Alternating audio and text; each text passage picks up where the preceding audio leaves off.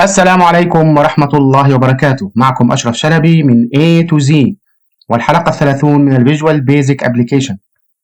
في هذه الحلقة إن شاء الله سوف نستكمل الجزء الخامس وهو التحكم في البيانات، ولكن هذه المرة سنتعامل مع التواريخ وسنستخدم الأفتر أبديت بدلا من البيفور، كما سنتعامل مع أداة السبين، وكذلك ماذا سيحدث إذا لم يدخل المستخدم أي بيانات. فهيا بنا.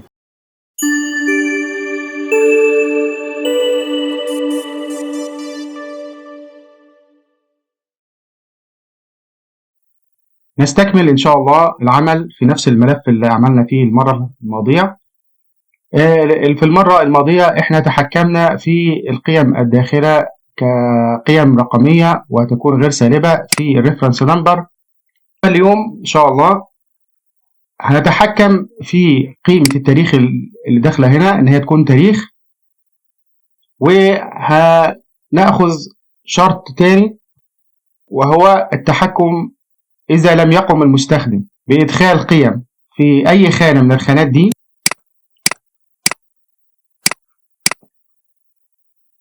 يبقى البرنامج لا يقوم بالتنفيذ ويمنعه، يعني لا يترك هذه الأماكن فارغة. والجزئية الثالثة إن احنا نربط السبين بوتوم بحيث إن أنا لما أضغط على السهم الأعلى أو الأسفل يتغير القيمة هنا، وإذا أيضا غيرت القيمة هنا يتغير القيمة في السبين. نحن نقوم بتطبيق البند واحد اللي هو إن احنا نعمل شرط لكن على التاريخ، بس في هذه الحالة هنستخدم الأفتر أبديت. المرة الماضية احنا استخدمنا بيفور أبديت وكان فيها الكنسل. هنشوف اليوم نستخدم الأفتر أبديت ونشوف نقارن ما بين الحالتين، لكن أضاف شرط هنا مع تغيير تنسيق التاريخ الافتراضي بحيث إنه يكون على هذا الرسم خانتين، 3 خانات، 4 خانات، كما فعلنا في المرة السابقة. الكود مكتوب وبدل تضييع الوقت في كتابته وهشرحه إن شاء الله. يبقى نأتي هنا على أداة الديت، دبل كليك، افتر ابديت، ونضع الكود. انا وضعت الكود قبل ذلك. نشرح الكود. اف نعمل تشيكينج على الاداتين الريفرنس نمبر والفات. اليوم بنتكلم على ديت فلذلك هنقول از ديت. دالة از ديت، از ديت بتكشف اذا كان المدخل تاريخ ام لا.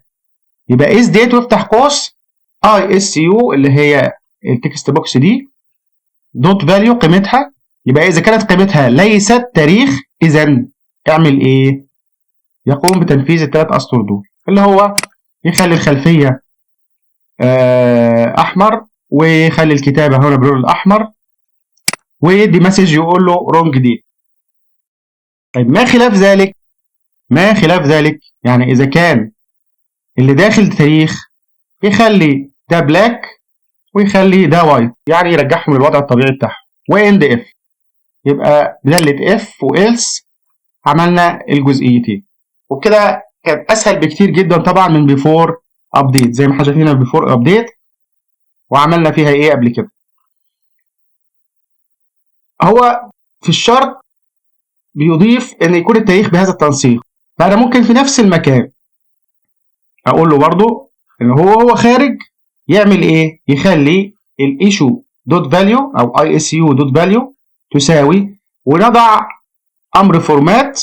السنه هتبقى 4 خانات، يبقى هيظهر لي التاريخ بهذا الشكل، وبالتالي هنا هيظهر التاريخ 4 خانات مش خانتين لو انا هضعه هنا، الا اذا كان التنسيق هنا منضبط على خانتين.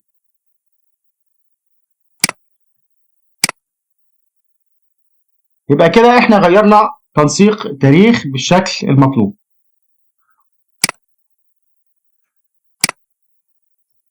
ننفذ ونشوف. نضغط على زر subject اي حاجة ونختار اي حاجة، تاب long ديت فورمات، وخلى التاريخ يتغير اوتوماتيك. انا اذا ظبطت التاريخ مثلا 18 سبتمبر او 2 سبتمبر وتاب، انتقلت للخانة اللي بعدها او الأداة اللي بعدها وهكذا بدون ما يعطيني رسالة الخطأ. يبقى هو عمل لي شيئين، عمل تشيك وفي نفس الوقت حول لي التنسيق للتنسيق المراد بأن يكون بهذا الشكل أمامي. البند الخامس، اضبط حالة إذا ما قام المستخدم بعدم إدخال أو اختيار قيم مطلقا في الأدوات كلها ما عدا التشيك بوكس اللي هو ده والأوبشن بوتومز المجموعة دي. إذا أنا محتاج إنه يدخل قيم في جميع التكست بوكس اللي هو 1 2 3 4، عندي 4 تكست بوكس وواحد كومبو بوكس وواحد ليست بوكس، لابد أن يدخل قيم فيه. طيب كيف سنفكر في تنفيذ هذا الشيء؟ الفكرة أني سأقوم بعمل سب روتين منفصل. هذا السب روتين سيقوم بعمل اختبار لجميع هذه الأدوات. إذا كانت هذه الأدوات فارغة، أي أداة يجدها فارغة يعطيني متغير سوف أسميه if. هذا المتغير تكون قيمته false، يعني هو متغير بوليان. أما إذا وجد إن جميع هذه الأدوات مملوءة أو بها شيء يعطيني الإف بترو.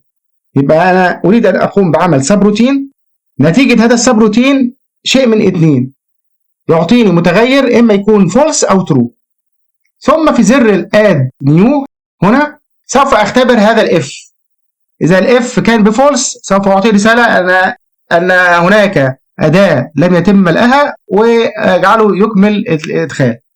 أما إذا كانت ترو فأجعله يكمل الكود الموجود في الاد نيو وينفذ ما به كما فعلنا سابقا. لنرى، سوف أقوم بكتابة الكود. أنا كتبت الكود هنا سب، سميت الكود سب all كونت. إذا هذا كود جديد، سب روتين جديد. for each كونت هي أداة، ده متغير واستخدمناه قبل كده. كونت كان متغير يمثل أداة، وإف متغير بوليان. المفروض إني أقوم بتعريف الإف والكنترول، لكن أنا لا أريد أن تعرف الإف داخل الأول كنترول. هنا أريد أن أعرف الاثنين على مستوى الموديول كله. لماذا؟ المتغير كونت استخدمناه سابقا في كود زر الاد عندما كنا نستخدمه في الاوبشن بوتومز فور ايتش كونت، لكل اداه داخل الادوات اذا كان النيم اوبشن بوتوم اعمل كذا كذا كذا.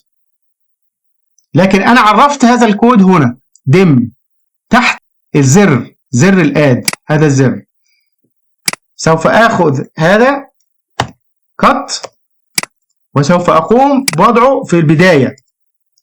اذا اصبح عندي دم عرفت كونت على مستوى الموديول كله، يبقى استطيع ان استخدم هذا المتغير داخل الزر وفي الكود الجديد او في اي مكان اخر داخل الموديول.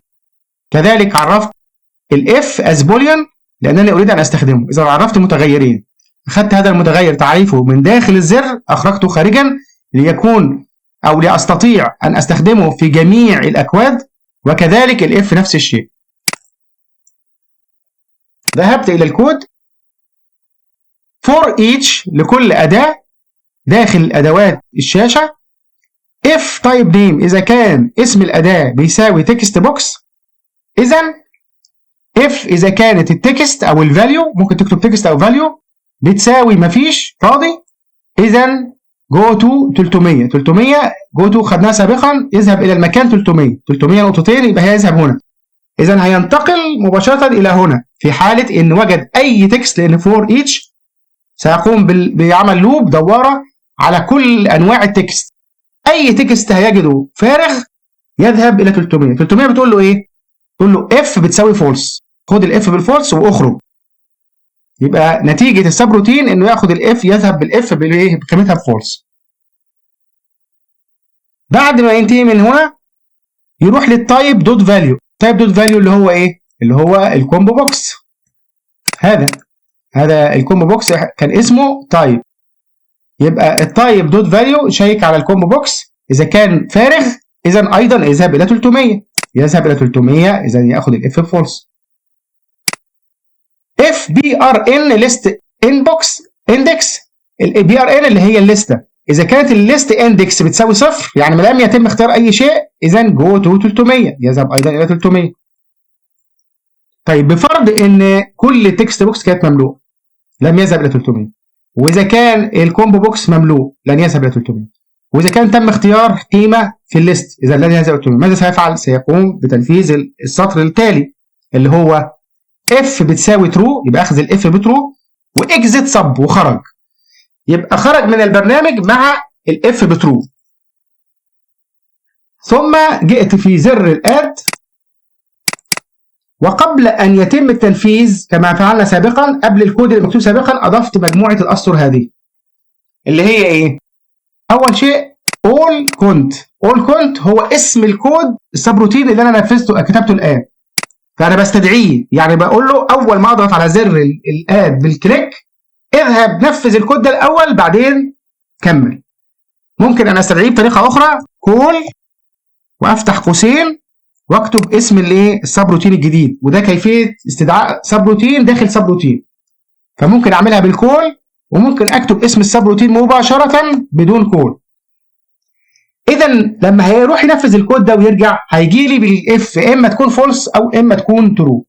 بعمل بقى تشيك على الاف، اف تساوي فولس، اذا كانت الاف فولس اذا اظهر رساله ان في اداه بدون قيمه واخرج، ما تنفذش ما تكملش.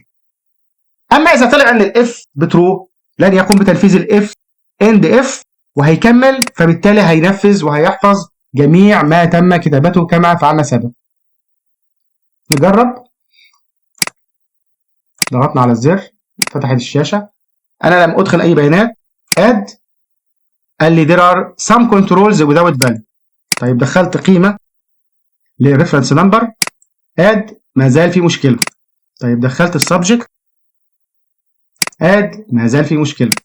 طيب دخلت قيمه الكومبو بوكس وطبعا هنا في قيمه، قال لي ما زال في مشكله. طيب اخترت، قال لي all values were added to row 14 وفعلا حفظ الكلام في الصف رقم 14.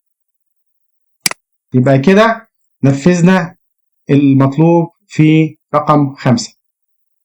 رقم 6 بيقول لي اربط السبين بوتون مع التكست فاليو. لو اتينا الى الشاشه هنا، اما اضغط على السبين فوق او تحت مفيش حاجه بتتغير في الايه في الفات. طيب هنعمل ايه هنا عشان نربطهم ببعض؟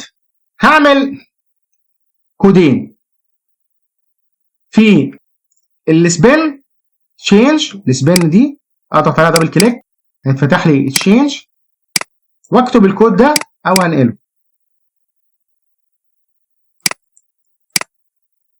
يبقى الفات فاليو، قيمه الفات اللي هو التكست بوكس دي تساوي السبين فاليو. لما يحصل اي تشينج في السبين خلي قيمه الفات تساوي قيمه السبين. ونفس الشيء هاجي على الفات هنا واضغط دبل كليك. طبعا احنا اخدنا قبل كده عملنا كود في بيفور ابديت، فاختار من هنا التشينج، يعني اذا حدث اي تغيير في التكست بوكس بحط فيه الكود ده خلي السبين فاليو تساوي الايه الفات فاليو. تعال نشوف كده.